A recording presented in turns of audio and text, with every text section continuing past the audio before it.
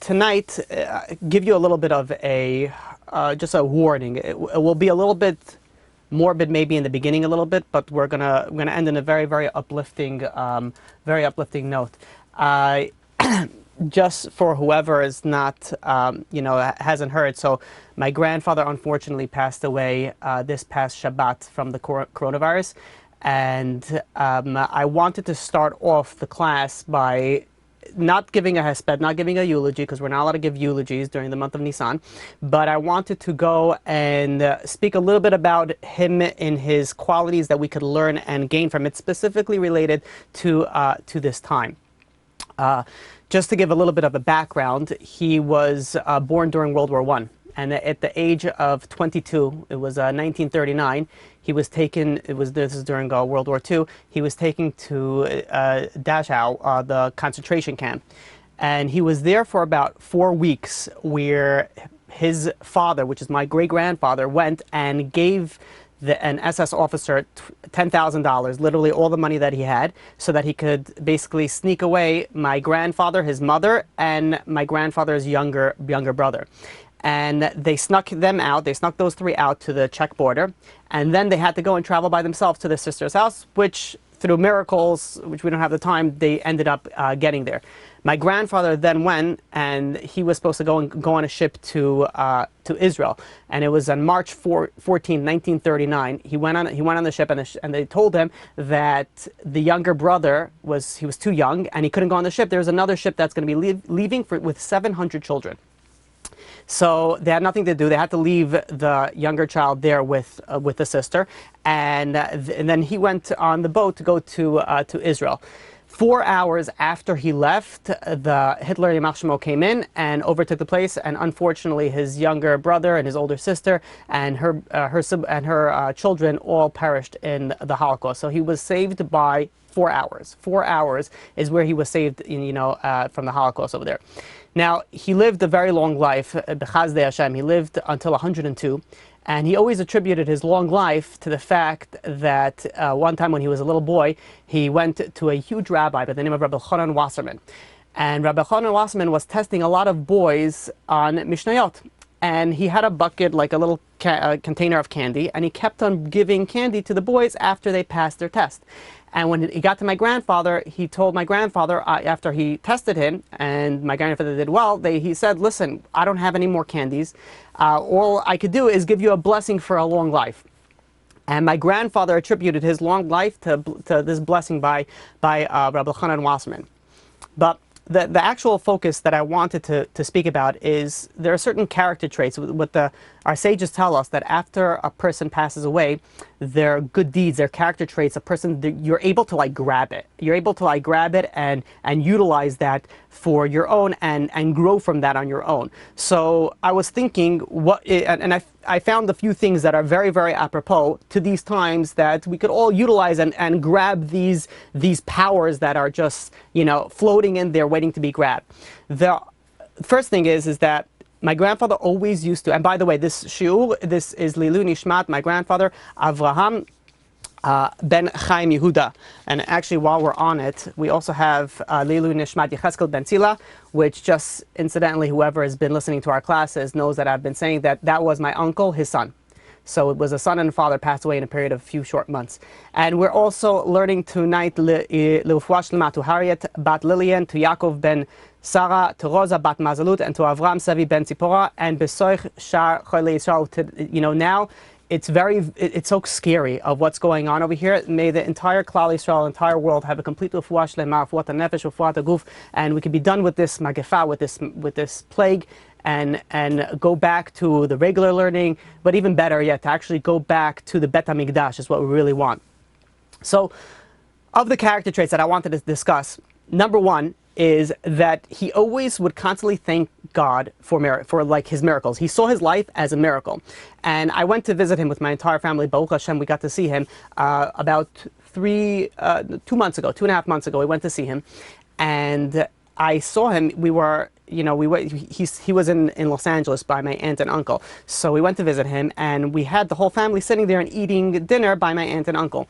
And I constantly heard him under his tongue, say he was from Israel. He spoke many languages, but he always conversed in Hebrew. And he constantly saying under his breath, "Zeh ha'matana sheli, zeh ha'matana sheli," which literally means, the translation means, "This is my present. This is my present." He saw his life as a constant present. Like, no matter, and again, he didn't have the easiest life. Anybody that went through the Holocaust didn't have an easy life. No, and to say that this is a present, and not only that, the second thing that I want to actually bring out that we could utilize and during this time is that he never complained about anything. Yeah, you never hear him complain. And not only that, it was like a thing that he didn't complain. Like, he would say, like, Hashem, God, I don't complain to you. Don't send the Malach HaMavet, don't send the angel of death to me. Maybe that's why he lived so long. Maybe that you could also attribute to 102 years, that he would never ever complain, no matter what he did. And like, he had, besides the Holocaust, the life wasn't as easy for him. Finally, when he escaped the Holocaust, there was there was no kosher food, and he had to go and he lived for who knows how long on bread, sardines, and honey. Then finally he got married. He had 4 children. And during the 5th, when my grandmother was giving birth during the 5th child, she passed away with the child. So he went through that, and then it was just on and on and on and on. And he never, like, there's one thing that's so interesting, is that no matter what life threw at him, he kept on going. He kept on going. So these are the three aspects that I really want to focus today, where I feel like, when you're dealing with somebody from a previous generation, somebody that lived during the time of the Chafetz Chaim, this is somebody that got a bracha from a B'chana Wasserman. You're talking about from a different generation, how they lived their life. And it's interesting, because when you look at people that went through the Holocaust, went through terrible, terrible sufferings, how do they have that power? The power to just keep on going, the power to, like, not stop, and to have somebody go through so much and never complain. Never a complaint. That's mind-boggling. And not only that, he always took everything with a smile, with a joke. I don't know, maybe I get, my twisted sense of humor from him could be, when he would come back, let's say, from a hospital. He was an older man, so he's, had a few frequent visits in the hospital. He would make a joke out of it. He's like, "Oh, I just went to check to make sure that everyone's working, and now I'm back here, so everything's okay." He wouldn't want people to worry. It's a different generation of what we're dealing with, and when we're going through the hardships of what we're going through right now, I feel like these character traits are so important. They're so important to help us get through what we're going. So number one, to always realize that God is giving us miracles. To realize that you should say under your breath, "Zeh ha'matana sheli," this is my present. God is constantly giving us presents, and we have to go and appreciate that. Number two is never complain. No matter what life throws against you, never complain, and we'll soon see why and how. And number three, that no matter what it is, we always have to keep on going. There's no giving up in life. There's no giving up. As long as you have breath, you got to keep on going. Now, a few weeks ago, when the whole coronavirus, started, and started in, affecting us, I guess, the people in America, the hardships was what we were like, I was thinking, I'm like, okay, now the kids are going to be home, and we're going to have to entertain the kids. We're going to have to teach the kids. We're going to have to prepare for Pesach at the same time. We're going to have to go shopping. And then it was like, okay, that's a lot, but, okay, fine, we'll get through it. And then the, minyanim stopped. We can't go to synagogues anymore. And then, one thing after another, getting worse and worse. And then till finally I got the biggest blow, which was this past Motzei Shabbat, after Shabbat, where I found out that my grandfather passed away from the coronavirus. And to tell you, also, just to give you understanding of what people are going through right now. I give you everybody a bracha that nobody should go through this. And we don't need any more deaths. We got the point, God. But let me tell you what the people that did experience this and what they're going through. On Friday, my grandfather was not feeling well, so he went to the hospital. By Shabbat day, that was less than 24 hours later, he passed away already. That's how quick. And not only that, the saddest part is that the hospitals don't even allow people to come into the room because of the coronavirus. So there are people that are unfortunately passing away all alone. Nobody's by their bedside. They don't have, we got Baruch Hashem, people to go and say we do. We had Baruch Hashem that we were able to get certain things done. But this is what people are going through. And what's the difficult part over here is that the normal way to deal with loss is there's a funeral, there's eulogies, there's shiva, there's things that are put in place to go and help the people that are suffering through the losses go through it. Now, you don't get any of that. There's none of that. The situation is so crazy. And I'll tell you what was going on. This is in Los Angeles. And Los Angeles is Baruch Hashem, is not as bad as it is in New York. In Los Angeles, they said on Sunday, the Chevra Kadisha told my aunt that there are 16 bodies waiting for tahara, waiting for purification. 16 bodies in one day just waiting for purification. It's mind-boggling. And not only that, how did he have to go and get buried? With a minyan, just a minyan, and very quickly. And we were lucky that we were able to get that. So I was thinking, and I was like, you know, this Pesach is going to be extremely, extremely difficult for me. I was thinking for myself. I started off, I'm like, why is it going to be difficult for me? Because my grandfather, he wasn't just so everyone understands, this is my only grandparent that I've ever had. I've never met any other grandparent. This is the only grandparent that I met. All of the other ones, unfortunately, passed away before I was born. So this grandfather, besides being my only grandparent, he also lived with us ever since I was born. He spent half a year in my house and half a year in my aunt and uncle in California. So this is someone that I grew up with all the time around. And the reason why Pesach is such a difficult holiday is because Pesach was the holiday that he was he was by my house. That was the holiday that he was by us, and he ran the entire Seder. So like Pesach, all the you know, everything that I know about Pesach of tradition, it's all from him. It's all nonstop. And this is the first holiday that I have to go without him. And I was like, wow, this is going to be very, very difficult for me. And then I realized that I have to work during the time before Pesach. I have to work very hard to be able to go and have true Simchat Yom Tov. You have to have, you know, there's an obligation we're going to soon speak about, to having the Simcha on Yom Tov. So how am I going to, it's something that I need to work on. It's not something that just comes. Sometimes you have to go and work on it. But then I was thinking, I'm like, you know, so many people are going through hardships right now. It's not just me and what I'm going through. Not only, and I shouldn't even say so many, every single person right now is going through something. It could be just being cooped up in your own home. That's still a hardship. It could be nervous about getting sick. It could be nervous about dying. It could be nervous about losing family members. And then it could be nervous about, you know, like the stress about like dealing with the loss of family members. It could be, you know, how much we're getting about the you know, people's financial situations are crumbling. And not only that, on top of all that, you have to entertain and teach your kids at the same time.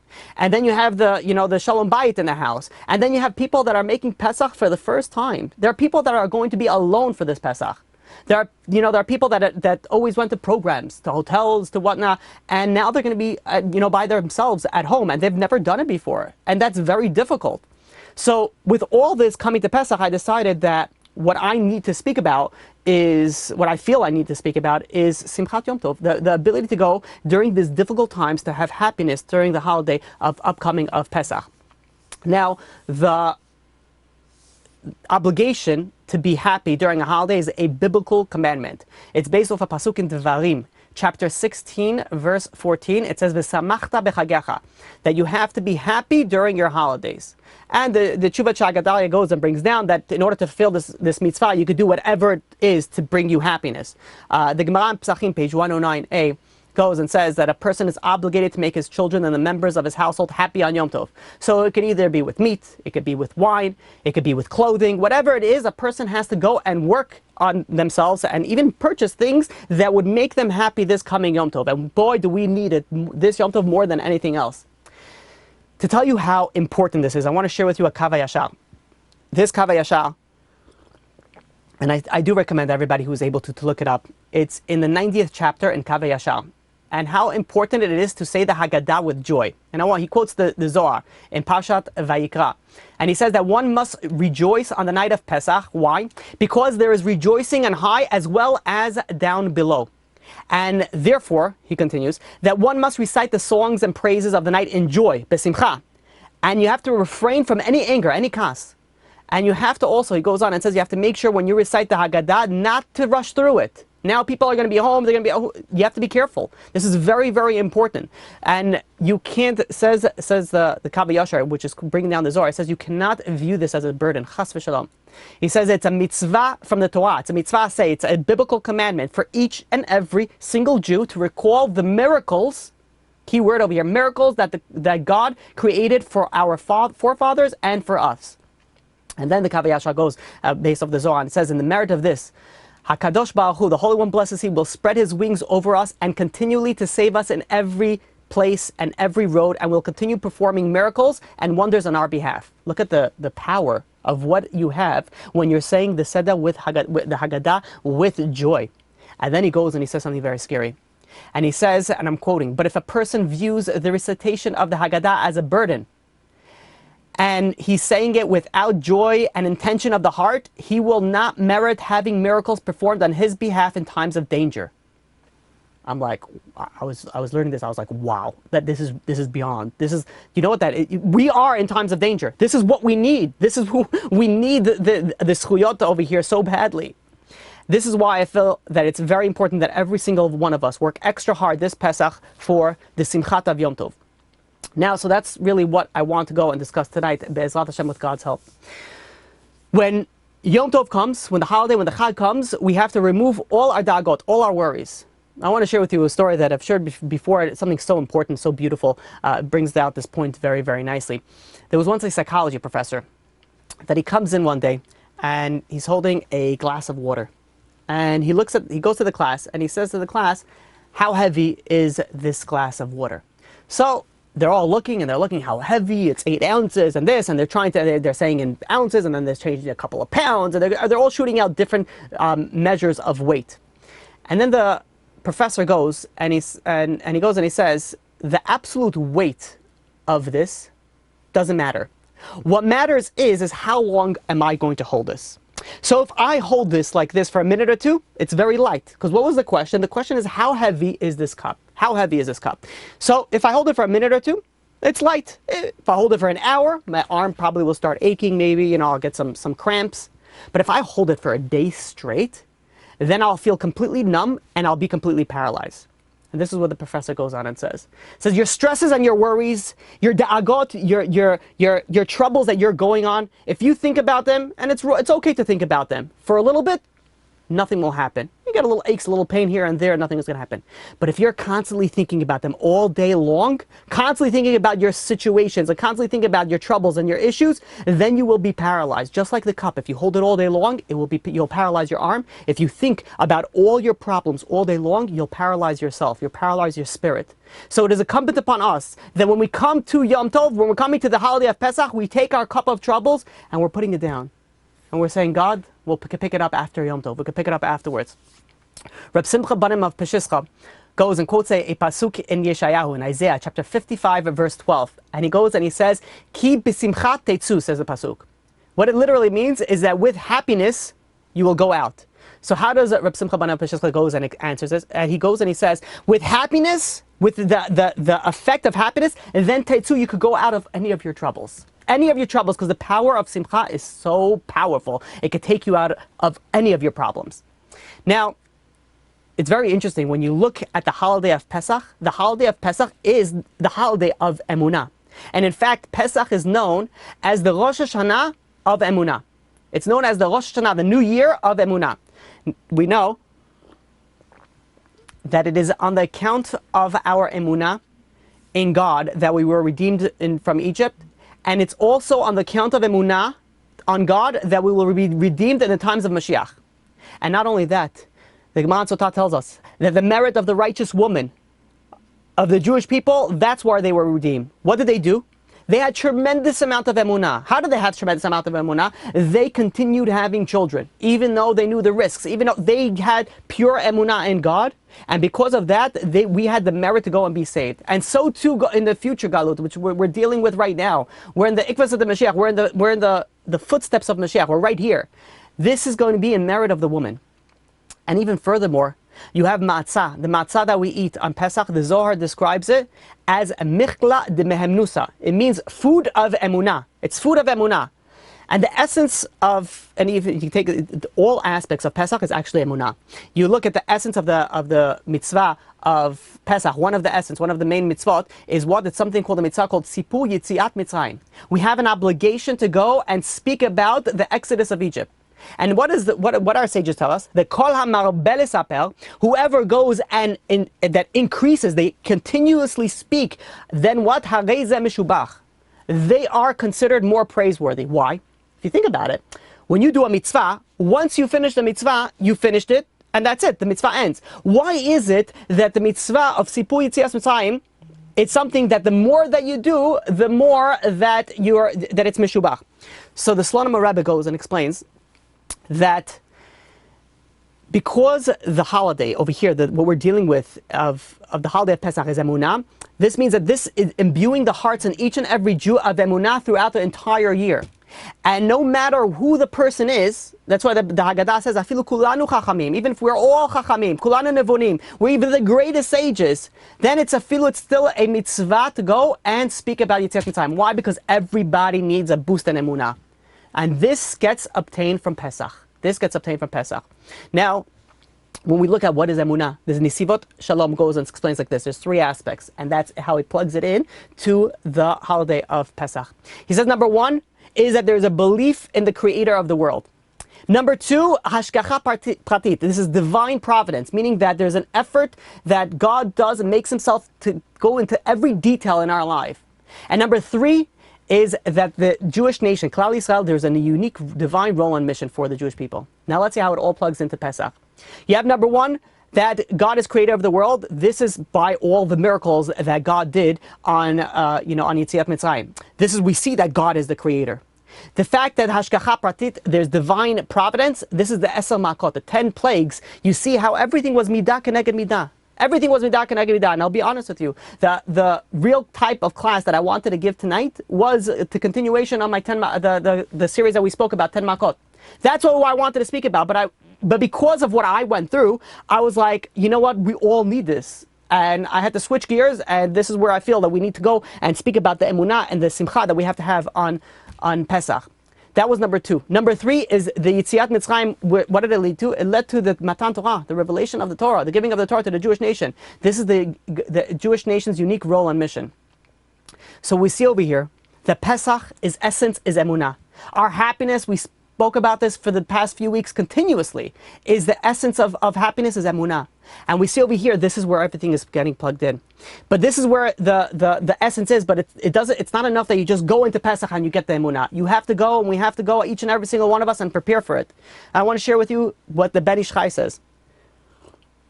When the Jewish people were in Egypt, they worked very, very hard for the Egyptians. But the Egyptians were the Mitzrayim were very stingy. Even when they fed them matzot. And what is matzot? Matzot doesn't digest quickly. You can't eat it in large quantities. And it will be very difficult for the digestive system. So the Egyptians wanted to go and get the Jewish people also through the digestive. They were trying to just get us from all angles. But what did the Jews do? The Jews went and they ate matzot even in their own homes. So when they ate even in their own homes, it had a different effect on them. Now, why would they do that? Why would they go, if they're already eating it during the day, why would they go and eat matzot also in their own homes? So the Ben Ish Chai goes and gives a story and said there was once a rich man, and this man was very, very stingy. And if it happened to be that a guest would come to his table, this rich man, and he was embarrassed by it, but he couldn't help himself, he would prevent the guest from eating too much. He was so stingy even with his food. So one time, a guest gets to his table, and he goes to his table, and the guest sees that this owner, the stingy owner, is cutting up the bread, and he's giving all the entire family members big pieces of bread. For him, he gives them a very, very small olive size kazait, a very small piece of bread. And he goes and he finishes the bread, and then he's waiting for more, but the host is not giving him. So this guest was a poor person. He was very, very smart. He saw what was going on. So he goes over to his host and he tells him some sort of crazy miracle through nature that was going on. And the host was like, what? This is really what you're telling me? This is really what's going on? Oh, come on, there's no way. So the poor guest says, oh, you don't believe me? He goes and he stands up, he snatches up, from one of the people in the home, a big slice of bread, and he says, I'm willing to swear on this piece of bread that what I'm saying is true. And all of a sudden, the host sees him holding the piece of bread. He's like, no, come on. You don't need to go and make an oath over here. Sit down, relax, put the bread. So he sits down, but he takes the bread and he puts it next to him. And now he starts eating it. And the host is like, can you believe this? Look at this. He's going. So he goes, and the next meal comes in. And the next meal comes in, it's rice and meat. And he tells the servant that's giving out the dishes, he says, under the breath, give the guest a tiny piece of meat and a tremendous amount of rice. So he goes, and everybody in the entire table gets large portions of meat, small portions of rice, large portions of meat, and then this guy gets small meat and a tremendous portion of rice. So the host now is thinking, you know what, this guy is a little trickster. he goes over to his guest and he says, listen, we have a rule over here. We know that our sages say that you're not supposed to talk while you eat, so we're all here eat in silence. He didn't want this guy to get some sort of other trick to go, and he would be able to go and grab something, who knows what else he's going to take from the table. So the guest goes and says, yeah, not a problem. I agree with you, of course, but saying the words of Torah, the sages said that you're supposed to speak during the table. So of course, the words of Torah, we're able to speak. So the host is thinking, he says, words of Torah, they're not going to affect me. They're not going to hurt me. Of course, words of Torah, you could say. So he goes over, and this guest starts going, and he says, there's a halakha that you're forbidden for two people, one eating meat and the other eating dairy, to be eating at the same table unless there's some sort of reminder or separation between them. But then he goes and he says, but what about a Jew and a non-Jew? A Jew and a non-Jew, even if they're eating the same type of dish, but one is kosher and one is not kosher, then even if you have a separation for them, it's not going to suffice. Why? So he goes and he says, because a non-Jew, what could a non-Jew do? A non-Jew could go, and now this is where the guest gets up, and he grabs the host's plate, and he grabs his plate, and he says, watch what a non-Jew could do. A non-Jew could go, and he grabs both of the plates, and he swaps them. And he saw how quickly I did that? And the Jew won't mind it and not even realize. And the Jew is going to go and he's going to eat food that's not kosher. And he sits down and he's about to eat from the plate that is host. And the host sees, he's like, look at this guy, how clever he is. Like, what's this guy doing? He says, you know what, I can't do it. The host couldn't do it. So what he did was, as he quickly calls in the servant and he says, listen, servant, you forgot to go and salt the food. He says, you can't. Look at the guest is about to eat the food. He's about to salt it. So the guest understood what was going on. So the guest said, no. He says, it happens to be my doctor told me that I can't have salty foods. So it's really good that you did that. And then the host had to go and salt his own food. Long story short, this guest was able to eat a full meal. And this is what happened, says the Ben Ish Chai, that the Jewish people did in Egypt. The Egyptians wanted to trick the Jewish people and give them matzot, give them things that will be bad for their digestive system. So what did the Jewish people do? They went and they ate matzot in their own house so that they got used to it. When they got used to it, so then they enjoyed it. They enjoyed the matzah at home. They enjoyed the matzah also during the day. Now, when the Jewish people ate the matzah, what did we say that the Zohar, says? That it's michla de mehemnusa, it's food of emunah. So they were preparing for the emunah that they were going to be able to go and leave Egypt. And we know Pesach is also the Rosh Hashanah of emunah. So we have to go and we have to utilize this time. Now, we don't eat, there's a minhag not to eat matzah during this time, but we work on our emunah during this time to be able to come into Pesach with such simcha, such happiness. And this is something very interesting where the Ben Ish Chai brings one of my favorite stories, the Ben Ish Chai. I love all the stories. This is something, connects with me. The Ben Ish Chai goes and asks a question like this. We go on the Seder night and we take the milah matzah and we break it into two pieces. The larger half, we go and we hide it till the end of the meal. And the question is, why do we do that? Why do we go and take the larger, we break the matzah, the milah matzah, we break it and we hide it and we wait till the end of the meal. And it's also regarding with the kids and stealing. We're not going to get into that. But Ben Ish Chai goes and explains with a story as follows. And he says that there was once 3 friends. And these 3 friends were very, very close. And they decided that they're each going to go on their own ways for a set amount of years, and they're each going to learn a discipline, a center, like a knowledge. Each one's going to go to a different center, and then they're going to reconvene in one location in a few years' time, and they're going to share what they learned with their friends. So they all went on their separate ways. A few years go by, and they all meet in the same location, and they say, so, what did you do? What did you learn? What did you learn how to create? What did you learn how to understand? Which wisdom did you go? So the first one goes, and he says, I learned how to build a telescope. They're like, a telescope? What's a telescope? He says, a telescope is this like long tubular, piece of metal with glass that you're looking from the small end and you look out through the large end and you could see things that are from very, very far away. You could see it as if it's very, very close. They were like, wow, that's unbelievable. And the other guy goes and says, you think that's so? You know what I learned? I learned how to make an automobile. So they're like, an automobile? What's an automobile? It says an automobile is something that has 4 wheels and it uses, gasoline and it uses mechanical engineering and uses all these different types of advanced technology that you're able to travel very, very long distance in very short periods of time. They were like, that's amazing. That's unbelievable. And they go to the third guy. So what did you learn? What did you study? And the third guy goes and says, I went to study medicine and I learned how to make a medicine that heals all problems. All problems. They're like, wow, that's really impressive. So they go and say, listen, we're sitting over here. Let's see, let's see, utilize our talents. They go, and the guy with the telescope says, you know what? Let's see what's going on. He takes out this big telescope and he points it to the kingdom, to the king's castle. And they go in and they're zooming in until they go to they see one of the bedrooms. Everybody is surrounded. One person that's laying on the bed. And they're like, oh no, what's going on? And as they're looking, they see that it's the princess. And they notice by the faces around that the princess is very sick. And it looks as if she's about to pass away. The king and the queen are crying over there. The doctors are shaking their head. No, they don't know what to do. So the three friends are like, well, maybe we could do something. And they were like, yeah, the guy with the car, with the automobile says, listen, I brought my car over here. Jump into my car. We could zoom over there and get over there. Maybe we can help them. So all three of them jump in the car. They race over there. Within a few minutes, they get there. And they jump in and they go and they ask the guard and says, is everything okay? What's going on? We saw that there's some sort of commotion with the princess.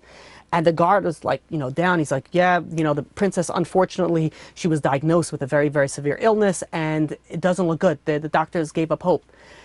And, so the guy with the medicine says, you know what, I'm a doctor. I have a special type of medicine. Maybe I could heal. So the officer said, hold on one second. He ran, he tells the king. The king says, what are you waiting? Bring the doctor in here. And all three of the friends rush in. And the doctor goes, looks at the patient, looks at the princess. And he says, you know what, I think this will help. He goes and he makes his concoction and he gives her this medicine, and slowly she gets out of her malady and she comes fully healed. The king was so thankful. He's like, this is my only daughter. He says, each three of you I know you guys all work together. You're going to be immensely rewarded. One of you are going to be married to my daughter. You're going to be the prince. You're going to be the next king. The other two of you will be high ministers. But who is going to be what? You guys decide by yourselves. So they go and they're talking amongst themselves. Who's going to be the king? Really, it should be me. Says the guy with the telescope. Because if I wouldn't have seen him, I wouldn't have been able to see we wouldn't have known where to go. And then the guy with the car says, wait a minute. He says, you could have seen them, but without my car, we wouldn't have been able to get there. And the guy with the medicine says, with your telescope and with your car, it wouldn't have helped that we would have gotten there because it has to be with my medicine. So the king sees that they're arguing and no one can come to a conclusion. So he goes and he says, you know what? Let's ask my daughter what she thinks. So they call on the daughter, and the daughter is very grateful. And she says, you know what? You're right. All three of you are right. The guy with the telescope, I needed you. The guy with the car, I needed you. The guy with the medicine, I needed you. But the guy with the telescope, I don't need you anymore. The guy with the car, I don't need you anymore. But the guy with the medicine, he says, if I ever get sick again, I need him. I need him the most. So I choose the guy with the medicine. Says the Ben Ish Chai, there are three partners to a creation. There's man, the man who has his two parents and God. Two parents is two of the partners, and the third partner, there's three partners. Two of the partners is your parents, and the third partner is God. Who do we need the most? Even the parents need God. We need God, and the parents need God, so who's the most important? God, just like the medicine. We could go and we could say, that to the parents, yeah, you brought us into this world, and we're forever grateful, and we have to keep with Avim, we have to do all that. But for God, we need God till the day that we die and beyond. Says the Ben Ish Chai. He says, what do we do when we break the matzot? When we break the matzot, we take the larger piece. That represents HaKadosh Baruch Hu. That represents God. We put God and we put it all the way to the end, to the Afikoman. Why? Because we're telling our children, we're telling ourselves that we need God the entire time. We cannot survive without God. Through the entire Seder, we're going and we're waiting, we're holding on to God. We're savoring that Afikoman, the final matzah that we have over here. This shows that we need God's help every single moment. This is the matzah, the bread of emunah, the food of emunah. This is the food of emunah that we have to go, and this is what we get on the holy night of Pesach. And what is chametz? The opposite of matzah. That, our sages tell us, that represents the evil inclination, meaning that it takes us away from our emunah of God. And therefore, what do we have to do before Pesach? We have to get rid of anything that undermines our emunah, anything that goes. And the days that we're going during now, we're all being tested. We're all being tested so bad. And it's something that is incumbent upon us that we have to go and cleanse ourselves. We have to cleanse ourselves from our chametz, from our evil inclination that's trying to take away our emunah, trying to take our simcha away. The Satan is going and saying, let's see how happy they're going to be this Yom Tov. When they're in the hotel, the 5-star hotel, they're happy, but let's see how happy they are right now. We have to work on ourselves and show God, no, we're going to be happy. We're going to work on ourselves. We're going to be even more happier somehow this year. Now, to tell you something that's very interesting that I came across, the Makkah of Devil, the plague, of pestilence, it says something very interesting in the Haggadah. It says, Biyad Chazakah, with a strong hand, Zuha Devil. This is the Makkah, this is the plague of Devil, of pestilence. Now, I saw in the Haggadah, Baruch Shamar, from Rabbi Baruch Epstein, he goes and says, why is this particular plague, the plague of pestilence, singled out as the hand of God? All the other ones are finger of God, but over here it's talking about a hand of God. So the simple answer is this is the fifth plague. And since it's a fifth plague, so it's like every plague is like a finger of God, this is a hand of God. That's a simple answer. But then he goes and says, but the pasuk in Devarim doesn't just say a hand. It says biyad chazakah. It says a mighty hand. How is this plague then worse than all the other plagues? And the answer is that pestilence, devil, this plague, this literally plague, is the worst of all the plagues. Why? Because there was no escaping it. When pestilence strike, anybody can become its victim. And he proves this, Rabbi Baruch Epstein goes and proves this from the second book of Shmuel, in the 24th chapter. King David was getting punished for an unauthorized census of the Jewish people. So the prophet comes over to King David and he gives him a choice of 3 types of punishment. Look at that. King David was on a level that he was able to choose his punishment. What was the 3 types of punishment? Number 1 was 7 years of famine. Number 2, 3 months under attack. Or number 3, 3 days of pestilence. You could see the severity, by the way, by the time frame. What did King David choose? He chooses pestilence. Why? So David reasoned like this. King David reasoned like this. David HaMelech. He says that if he would choose the famine, then people would say, why? This is because that he was wealthy. So he would choose the famine because he would be able to avoid starvation. So he says, no, I'm not going to choose that. If he chooses the attack on his nation, then he's thinking, okay, but he has his soldiers that will protect him, he will be protected. He says, I can't choose that. He says, only pestilence, only devil, only this plague, this affected everybody, including the king. And since it was a punishment for his wrongdoing, he went out of his way to choose a punishment for something that he would not be immune. And we see over here that pestilence over here, why was it considered one of the worst plagues? Because there was no escaping it. Whether you're rich, you're poor, you don't escape it. What we're dealing with right now is like pestilence. This is a plague. It is a plague. The coronavirus is a plague. And we see over here, no one's escaping it. I mean, we hope and we wish for entire Klal Yisrael to just be, finish with it and escape with it. But when you look at it, no one's escaping it. It's affecting everybody. It's affecting our greatest and our we only have greatest. It's affecting everybody. So how are we going to go and overcome it? And I found something I want to share with you where I think a little bit of a chidush where we could go and maybe we could use this power to go and overcome it. When the Jewish people were crossing the Yam Suf, when they were going, the Egyptian army came over to them, and they were chasing them from one side, and the Jewish people were blocked, and behind them was the ocean, was the sea. And what was going on? The Jews were stuck. The Egyptians were coming attacking them. The sea was on one side. So what did Moshe Rabbeinu do? Moshe Rabbeinu went and he started praying. He started praying as a Jew is supposed to do whenever someone's stuck. That's what you do, you pray. And he started praying, and Moshe Rabbeinu was praying. And what did Hashem respond to him? Hashem responded to him in Shemot, chapter 14, verse 15. It says, Vayomer Hashem el Moshe, and Hashem said to Moshe, Ma titzak elai. Why are you screaming at me? Daber al bnei Yisrael vayisau. Speak to the Jewish people and let them go to the ocean. Let them go. Says the Ar HaChaim HaKadosh. He says, what's going on over here? He says, you know what's going on? He says, the Satan was opposing the impending miracle that was happening for the Jewish nation. We all know that the sea split and the Jewish people walked through. And the Satan says, why should the Jewish people do it? Why should the Jewish people be able to deserve this miracle? The Jewish people worshipped idols the same way that the Egyptian people worshipped idols. So because of that, the Jewish people, they were subject to the attribute of justice, the midat hadin of God. And we have a tradition that God's respective attributes, whether it's midat hadin or midat ha'achamim, whether it's judgment or mercy, can be strengthened or weakened in accordance to our deeds, or what we do perform or what we do not perform. So what did God tell Moshe? God told Moshe Rabbeinu, he says, speak to the Jewish people.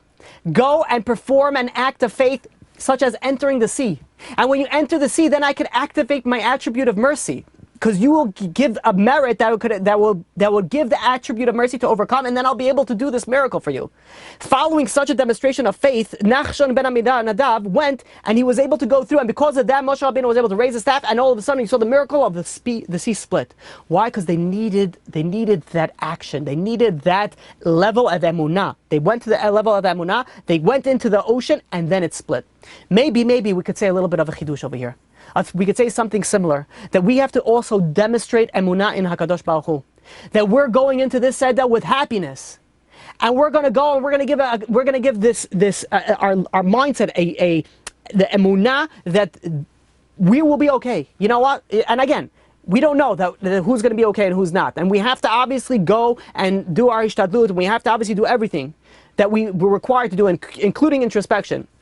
But we're going into the Seder with happiness. And maybe, just maybe, with the merit, with the schut of working on ourselves and going into the Seder with happiness, maybe this will give us the merit to be saved and finish with this plague, with this makkah already. Now, Rabbi Dessler goes and explains something very beautiful. He goes and he quotes the Avos de Rab Nassan. And he says, a mitzvah, a good deed that is done with a little bit of hardship, is worth 100 times more than a mitzvah that's done easily. So he goes and explains like this, that when somebody comes and he's doing a mitzvah, and he has just a little bit of tzar, a little bit of suffering while he's doing this mitzvah is now multiplied 100 times. Now what happens if he has 2 levels of tzar, 2 small things of tzar? What happens? Then he gets paid that one mitzvah as if he did 10,000 times. It's 100 times 100. Each one is 100. That's just a small one. So when a person, and we're all going through sufferings during our time, during our days, we're all going through sufferings. If we are able to go and continue to do the mitzvot with joy and happiness, every mitzvah that we do, grows dramatically with every single type of suffering that we're going through. So could you imagine, there's so many mitzvot when you go on to, on the Seder night. I once heard a calculation. You talk about not just biblical, we're talking about biblical and rabbinical. You're talking about you can have 64 or something mitzvot on one night. Unbelievable amount of mitzvot. Can you imagine the difficulties that the Jewish nation is going to be coming into the Pesach night, without any family, who knows, with one sick, with someone pass away, with who knows how many things. And we're coming here with all this, and we're going to be able to overcome it and have simcha and joy on Seder night. You know what that's worth? Maybe this is the schut that we need before Mashiach comes. God is saying, you know what? He's throwing us all these things just to give us all that extra merit that we need to bring Mashiach. During the 6-day war, Mir Yeshiva was where were they in the shelter they were in the basement of where was the cafeteria. And after the war, they noticed that 3 huge bombs landed on the roof of the building, but they didn't explode. So when the Rosh Yeshiva, when the head of the yeshiva, Rav Chaim Shmulevitz, went and he heard about this, he tells the people in the yeshiva, he says, you should know, the miracle, it's a crazy miracle, 3 bombs landed on the yeshiva, none of them exploded. He goes and he says, you know where this miracle was from? It wasn't from your merit. He told the boys, it's not because of you. He says, you want to know why we were saved? There was an aguna. Aguna is a woman whose husband refused to give her a divorce. And she lived next door to the yeshiva. And when the bombs were falling, she also ran to this bomb shelter with the yeshiva, to be saved. And the Rosh Yeshiva, the head of the yeshiva goes, Rav Chaim Shmulevitz, he said he heard her speaking to God. And this broken-hearted woman goes and this is what and I'm going to quote for you what she said. She says, Rabbono shel Olam, Master of the world, this is the woman saying, the woman who her husband left her and refused to give her a get, a bill of divorce. She goes and says, Rabbono shel Olam, Master of the world, I have every single right to complain about what my husband did to me. And he should be held accountable for every ounce of torment that he put me through. But she goes on and she says, I am prepared to forgive him for hurting me, so that you will forgive all our sins and allow us to remain safe and survive this war. That was her prayer that the rabbi heard this woman say while bombs were falling on top of the yeshiva. These words, said the rabbi, is what saved our yeshiva. Because sometimes we go through difficult times. And some people we could get complaints against God. But if we can go and muster the strength to accept these challenges and channel our emotions towards either heartfelt prayer, this prayer could bring the salvation that we desperately need. And this is what the Tana Devei Eliyahu says, something amazing. HaKadosh Baruch Hu told Moshe Rabbeinu, he says that, something crazy over here, that even if someone does not pray, even if someone does not learn Torah, even if someone does not prefer good deeds, he will have his livelihood, his parnasah, doubled if he accepts God's will in all situations, and he believes that God is always doing the best thing for him. Do we understand the power of emunah? There's a story with the Vilna Gaon's daughter, that she passed away a day before her chuppah. And that night, his mother came into him and in a dream, the Vilna Gaon's mother, and she told him, my son, if you would know what you accomplished when you gladly accepted this tremendous tragedy, he had to bury his daughter. He says, you would have danced at her funeral with greater joy than you could have danced at her wedding. Now, obviously, he didn't do that. He didn't dance at the funeral. But the power of accepting what God does is so powerful. And right now, we have that opportunity to accept what God does. We're stuck at home. We can tell God we accept it. Unfortunately, we lost a loved one. We have no choice. We tell God we accept it. We go, and unfortunately, whatever troubles that someone's going through, we're telling God, God, I know that you know what's best for me. And this is what's best for me right now, and I accept it, and I love you. We don't know the power that holds. Rav Yaakov Naiman, he passed away in 1983. It was Rosh Yeshiva of Yeshivat Or Yisrael in Petach Tikva. He lost both parents when he was 14 years old. He was all alone in the world, but he loved learning Torah. And in Yeshiva, as a 14-year-old, once a week, all the other students received packages from their parents. Food, clothing, letters, all these, nice packages from the parents. But of course, he didn't receive anything. He didn't have any parents. Once, instead of feeling sorry for himself, he turns over to God. And he says, you are the Avi Tomim. You are the father of the orphans. He says, you are my father. He says, I can forgive the fact that I don't get any packages. But please, instead of packages, help me with my learning. Let me be successful in Torah. The rabbi later recalled that God answered his prayers right away. Because from that point on, his level of learning was in an entirely different plane. We have so much power that we could utilize it. And we also have to know something that's very important coming to these days, that whatever the test that you get, as difficult as it is, God only gives you a test that you could pass. And listen to this story from the Rebbe Mikotsk. It was after Shachrit on Shabbat. The town of Kotsk over here, there was somebody, came running into the synagogue. And he said, there is a certain store that was burning down. And that person was praying in the shul. And he's saying, Shmuel's store is burning down. Shmuel's store is burning down. And when Shmuel heard that his store is burning down, this is his panasah, his entire fortune, everything was at stake, he fainted. He just passed out. His friends revived him. And the second he came through, he's like, wait a minute, my store? And he fainted again. And they revived him, and he kept on coming back, and he kept on fainting again. He kept on coming back, and kept on fainting again. The Kotzker Rebbe saw this. He walked over to Shmuel, and he whispered to his ear, he says, it's a mistake, it's not your store. He says, oh, it's not my store. The rabbi said, it's not my store, it's not my store. He goes, and he's calm, and he gets up. On Motzei Shabbat, they all went to investigate which store burnt down. And they saw that it wasn't his store. It was a different store. They were like, wow, the rabbi has Ruach HaKodesh, the rabbi's miraculous powers. So the rabbi says, no, I didn't perform any miracle. He says, I don't have Ruach HaKodesh. That's what he says. He says, I simply saw that Shmuel could not handle the situation. And I realized that his store couldn't have burned down. Why? Because God doesn't give a person a test he can't handle. Shmuel couldn't handle it. So what that must be? That it didn't happen. It's not true. It didn't happen. That's the level, that's the power of what we realize. When we get tested by things that we can pass, that we can overcome. And this is why, this is something very beautiful, that when God tested Avraham Avinu, Ba'akedat Yitzchak, the crazy, crazy test of sacrificing your son. You know what it says over there?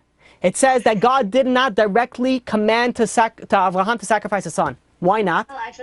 Why not? Because he realized that if he would say that, he would not be able to go and overcome his test. Now what happened was, is that he went and he did it, that God even put this in like steps. And how did he do it in steps? He goes over to Avraham and he says, Kach na es bincha. Take your son. Step 1. And then he says, which son? Es yichidcha, your only son. Step 2. Wow, I have, 2 sons. I don't have only one. So Asher Ahavta, the one that you love. That's step 3. And then he says, well, as Yitzchak, he says it in 4 steps. Rav Chaim Shmulevitz says, why did God ease Avraham to this test? Because otherwise, Avraham says Rav Chaim Shmulevitz would not have been able to pass it. God needed to give him a 4-step introduction to ease Avraham to this test, because that he would be able to handle. But without that, he would not be able to handle. Says Rav Lugassi, and this is brought down, if I'm not mistaken, in Rav David Asher's book in Living Emunah.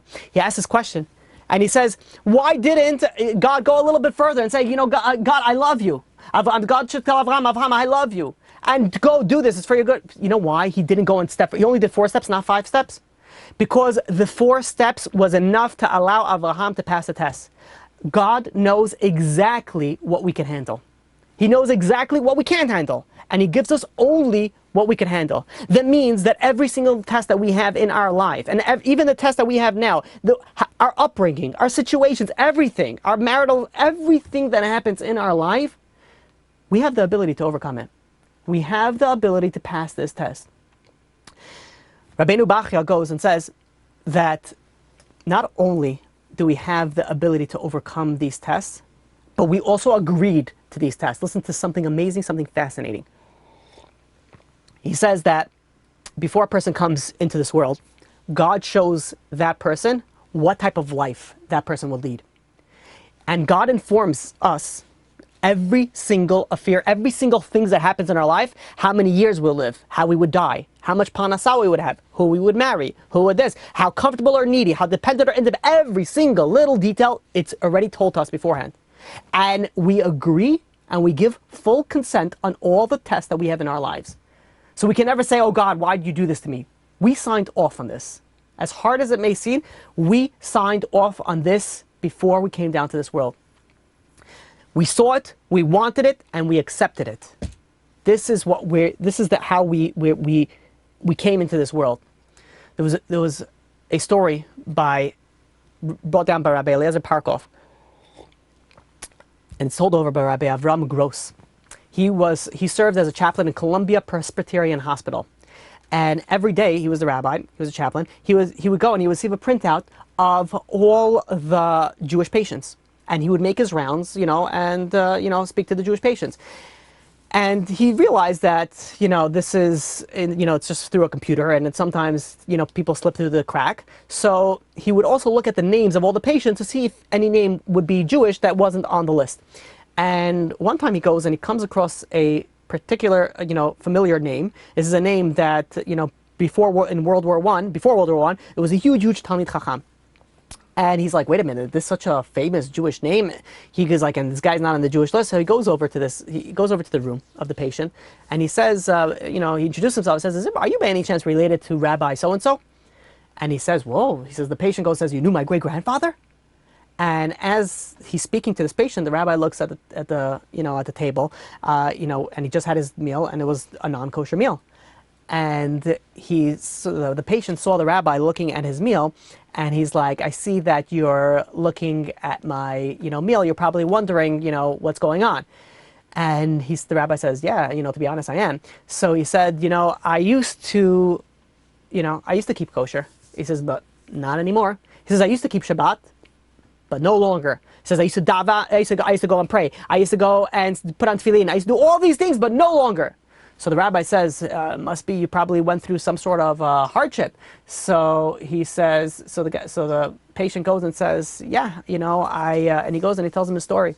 And he said that they had a son, him and his wife had a son, and his son got sick. And he was 20 years old, very young guy. And we used to stay by his bedside in the hospital. And then Friday afternoon came, and we had to tell him goodbye because we had to go light Shabbat candles. So we hurried home. And when we got home, right before my wife lit Shabbat candles, this patient is telling the rabbi, they got the phone call that the son didn't make it. And this patient goes and says, since then I have nothing to do with Judaism. I'm done. I have nothing to do with Judaism. So the rabbi says, so you're angry at God? And he says, oh, you bet I'm angry at God. So the rabbi goes to him and says, what was your profession? What was your, what did you do for panasah? So he says he was a judge. He was the justice of the Supreme Court in Queens, in the borough of Queens. And the guy goes and he says, the patient goes and says, you should know that all the time the federal Supreme Court only repealed 2 of my cases. And he was very proud of that. He says, wow, the rabbi says it's a wonderful record. But the rabbi says, I'm sure you disappointed though a lot of people. He says, a trial has 2 sides. You choose one side, and the other side is going to be very upset with you. He said, but I'm sure, the rabbi goes to him and it says that you stuck to your guns. You went, and when you reached the verdict of the case and you felt that this was right, the law is the law. And the law is often cold, it's often harsh, but people need to accept it. And he's like, yeah. The patient goes and says, the law is the law. You have to accept it. So the rabbi goes over to him. Genius. The rabbi goes over to him and says, God is the ultimate chief justice of the Supreme Court of the entire universe. And he also has to make decisions that we cannot understand. And it looks wrong. It looks like it's bad. It looks like it's something going. But God knows better. He takes everything into consideration. He takes the past, present, and the future into consideration. And everything has been accounted for. And what do? We have to go and we have to accept it. You want to know why the rabbi tells this patient? He says, because it's a law. It hurts, it's painful, but the law is the law. He goes and he says, you had a son. He says, you are a justice of the Supreme Court. You understand it's the law. And this judge stared at him. He dropped his head and he repeated over and over again, that's the law. That's the law. And he says, I have to accept it. I have to accept it. And he goes over to the rabbi and says, Rabbi, you think you could get me kosher food in the hospital? He says, look how quickly he changed. All of a sudden he's like, you know what? This is the law. We're going through very difficult times right now. There's death, there's sickness, there's panasah, there's pieces, shalom bayit, anxiety, depression. There's so many things that are going on over here. The list goes on and on. But one thing we have to realize, this is the law. God ordered this to happen. This is what it is. The law is the law.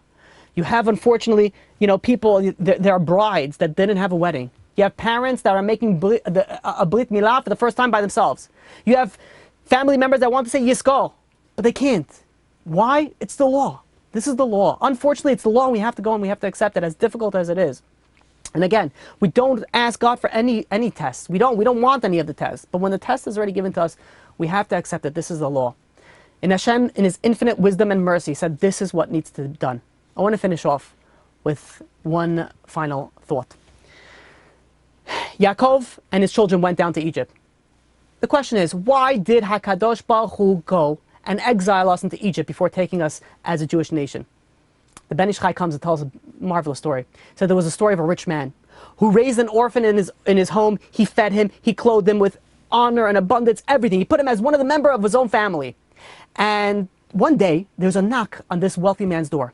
And a poor man was begging for a donation. And this rich man, he felt so much pity for this beggar that he decided he's giving him 100 gold coins. This poor man never saw so much money in his life. He thought maybe he'll get 1 gold coin. He got 100. He didn't stop singing the rich man's praises non-stop. The wife overheard all these praises that he's singing to her husband. She was very happy with this. She was very pleased. She says, but then she starts thinking, she says, wait a minute. She says, look at this poor orphan that we took into our own home. It's not our child. We've given everything. We didn't spend 100 gold coins, and we spent thousands upon thousands of gold coins of him. And yet he doesn't give the praises that this poor man who just got 100 gold coins give. So the husband goes and tells her, I'll show you why. He goes over to this poor orphan who's now older, and he says, I've kept you in my home. I've paid for all your expenses. I've educated you. Now you're old enough, it's time for you to go on your own.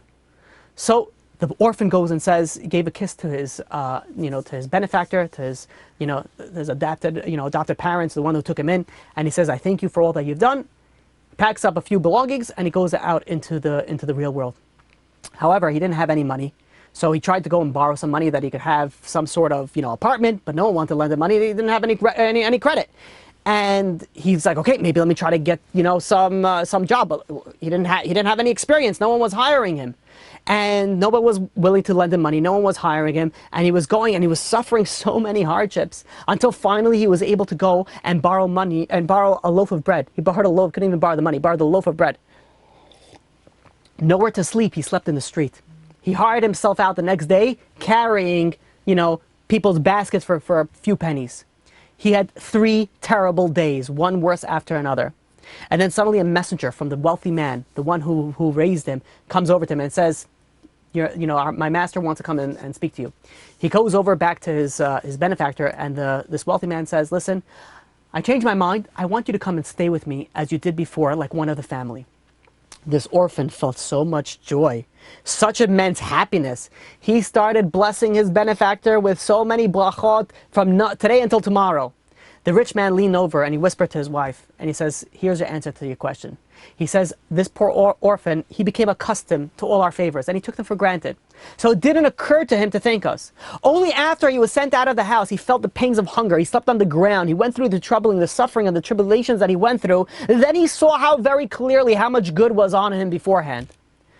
Says the Ben Ish Chai, now we can understand what happened to what HaKadosh Baruch Hu did. HaKadosh Baruch Hu went and he brought the Jewish people from Israel to the land of exile. They brought them instead of putting them to Eretz Canaan, they went and they brought them to Egypt. Why? That they should never, if things were always great, then we would never realize that things could be different. And if we never realized that things could be different, we would have never thanked God for the abundance of goodness.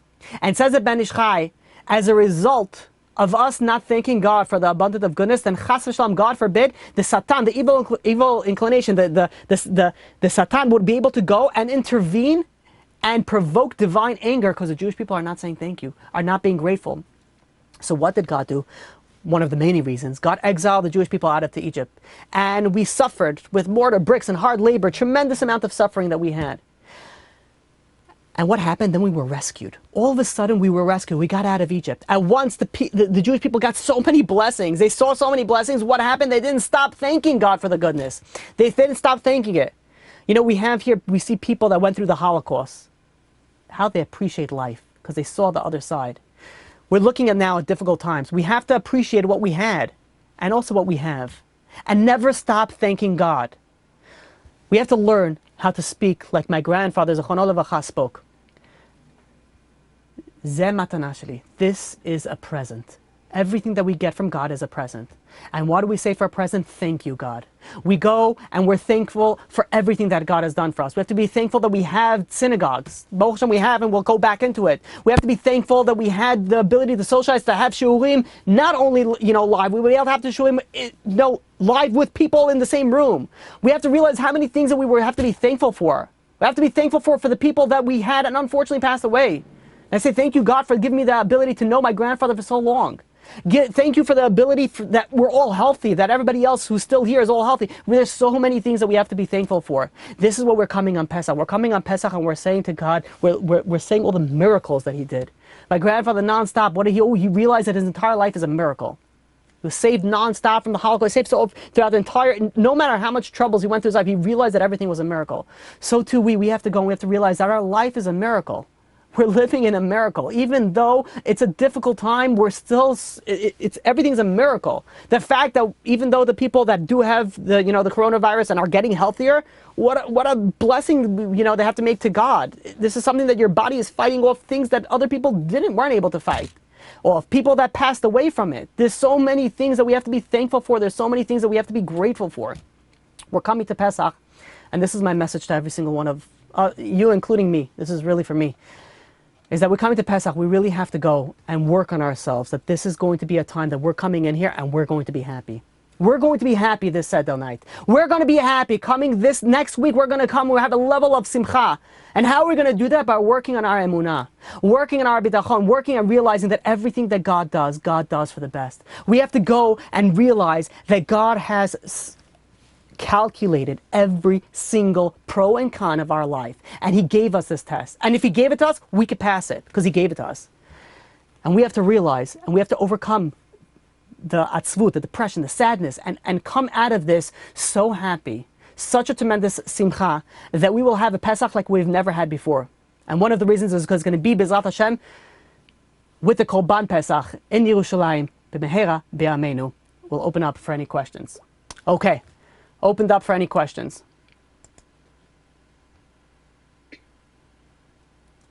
No, I didn't unmute. Okay, it's unmute.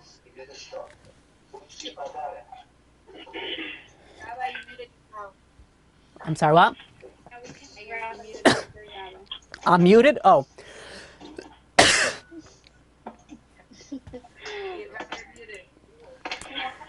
I muted all you guys and muted myself. Okay. Is there any question? No. Is there any questions or no questions? Oh, here we go. I see over here. I'm sorry. We have here a question.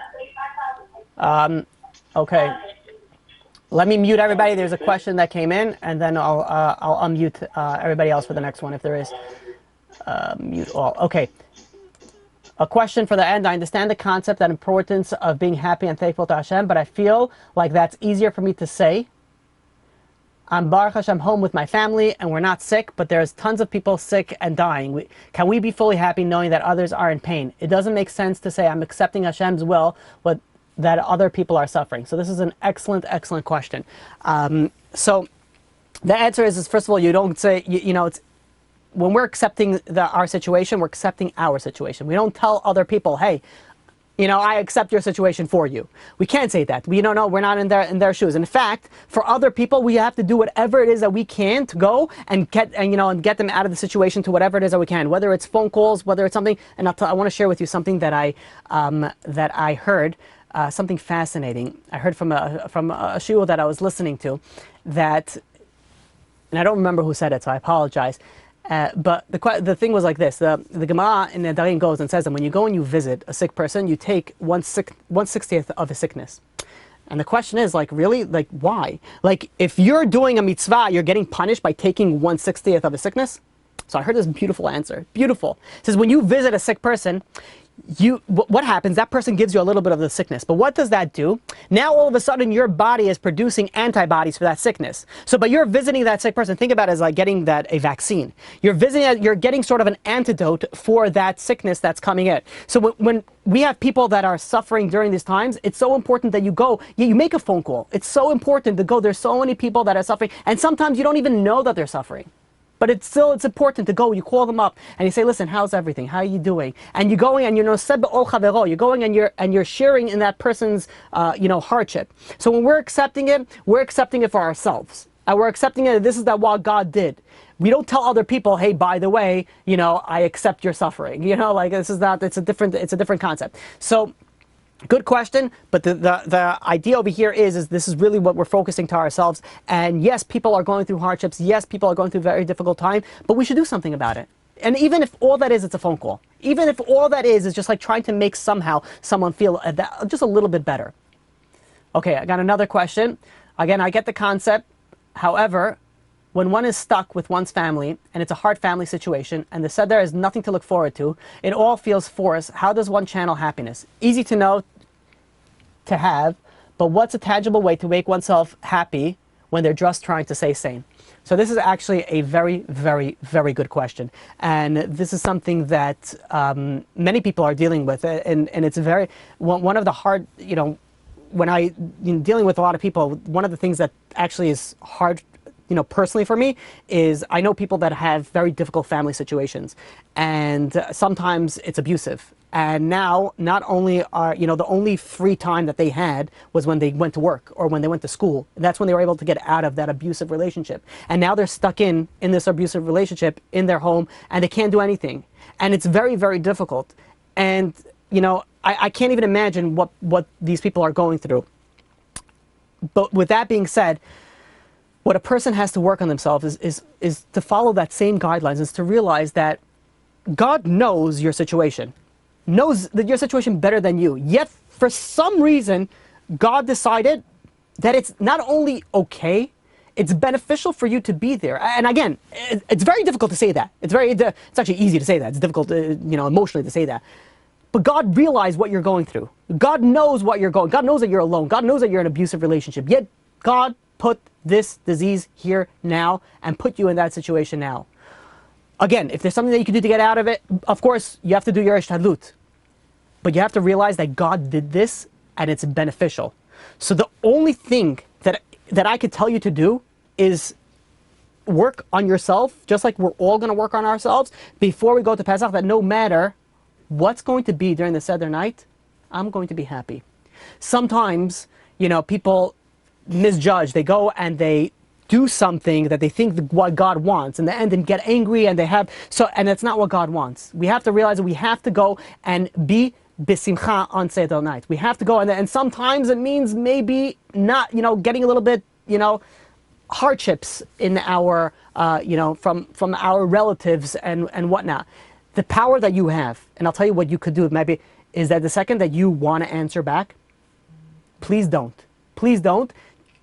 And ask God for whatever you want. Ask God whatever you want. Because if you're able to go, and you're able to go and overcome that, the power that you have, God is doing is giving you tremendous amount of merits right then and there.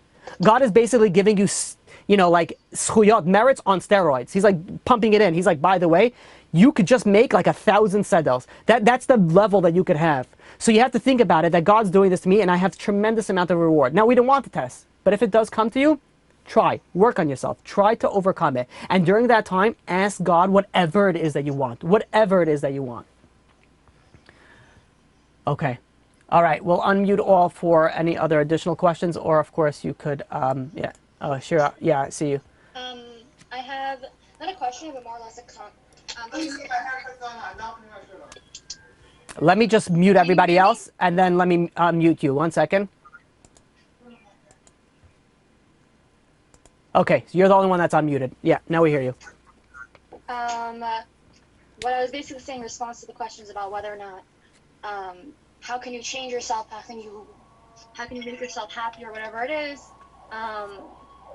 When I was going through hardships in high school, or whatever it is, one of the things that I would do was, it's a mindset. You have to be aware of it. It's very easy to, by default, when you're sad, to feel sad and be sad. And when you're training your mind to be happy, it's a lot easier. It becomes a default. No, I'm happy. No, I'm happy. So when you let yourself be in the default of sadness, it's a lot easier to default on that. So one of the things I would do is every day when I woke up, to create an outlook of happiness for the rest of the day, because it can be really hard, I would think or write down and think, sometimes even say it out loud, 3 things that I'm grateful for, 3 things that I'm happy for. Obviously, people have said this before as a mechanism before, but just to become more consciously aware of it, that's right now in these times, that there is good in the world, and your hardships are, of course, hard and valid and everything, but there's still good in everything that Hashem does. That is very well said. And just for whoever didn't hear, thank you, Shira. For whoever didn't hear, I think that's beautifully said. So another great idea is, first of all, put yourself in a mindset of happiness. And how do you do that? So one way is to start thanking God for things that are good. Start seeing the good in your life. When you start seeing the good, then all of a sudden, when you see the good, then you'll be able to, like, okay, wait a minute. I do have a lot to be grateful for. So it's sort of like infusing a little bit of happiness into your own life. So thank you very much. Okay, let's open up for any other questions. Unmute all. Okay, any other questions before we close it off? Does your grandfather have like any charities or anything I could donate No. to? Yeah, I appreciate that. No, there's no charity set up, but if you want, it would be very appreciative. You can donate to TorahAnytime.com. Or another great organization, dailygiving.org. Dailygiving.org is, I've spoken about this before, it just constantly, this thing is going to blow up. And this is, now we could use it even more than ever, is, we're not able to go, and we're not able to go and go into the synagogue. In the synagogue, there's charities that you're able to give in. People give a few cents, $1 a day, whatever it is. Here in this organization, dailygiving.org, you're able to go. You give $1 a day, and every day they give $1 of your dollar to different organization. Now there's about 1,200, over 1,200 people doing this already. So that means that organization, every different day, another organization is getting $1,200 because you're all combining it. So if anybody wants to do that, if you want to do the merit of my grandfather, I'm forever grateful. But if not, you could give to Daily Giving, you give to Torah anytime. Tremendous amount of organizations. Any charity is beneficial to any deceased and to any also for Wafuah Shlema, Tzedakah Tatzil Mimavet. Okay, any other questions before we close off? No? Okay. Chazak u'baruch.